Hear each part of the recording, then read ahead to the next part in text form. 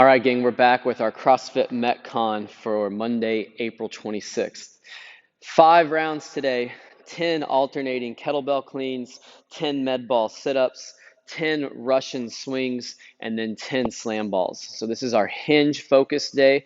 The cycle that we're into right now, our goal is to build a lot of volume in a specific pattern, but with many variants of that pattern. So instead of hitting 100 reps of the exact same movement, which tends to beat us up, make us a bit more sore, we might accumulate 100, 200 reps, but with several different styles of that hinge pattern. That way we're working the movement in different angles, exposing our body to a new stimulus, also keeping the rep ranges a little bit lower each round, which keeps us moving consistently, which is good for conditioning, but keeps us from beating our body up as much as bigger, longer sets.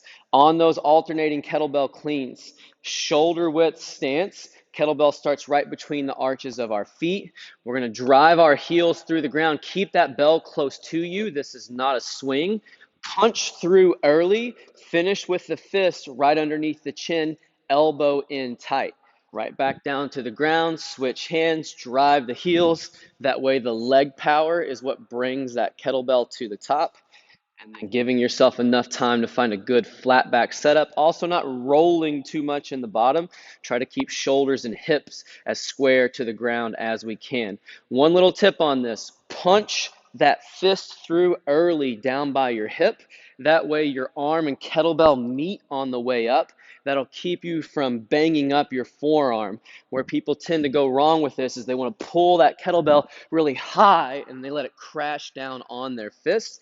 You need to punch through really early while that kettlebell's still low. That way your forearm and kettlebell meet smoothly on the way to the top. After that, we've got 10 med ball sit-ups. We're going to go straight leg on these. Start with the med ball right over top of your sternum, and you're pressing that med ball straight towards the ceiling as you sit up. At the top, sit as tall as you can. Try not to let your elbows bend. Keep those arms straight, getting that med ball stacked right over top of the back of our head. We'll come right back down, med ball over the sternum, press up, drive that chest through, reaching high towards the ceiling on each of those reps. After that, we've got 10 Russian swings.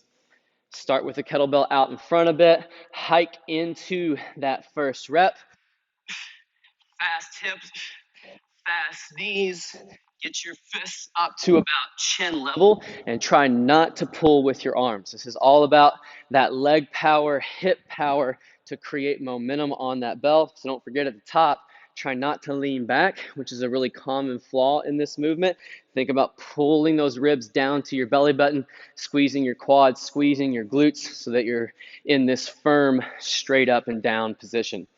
Finishing up with 10 slam balls.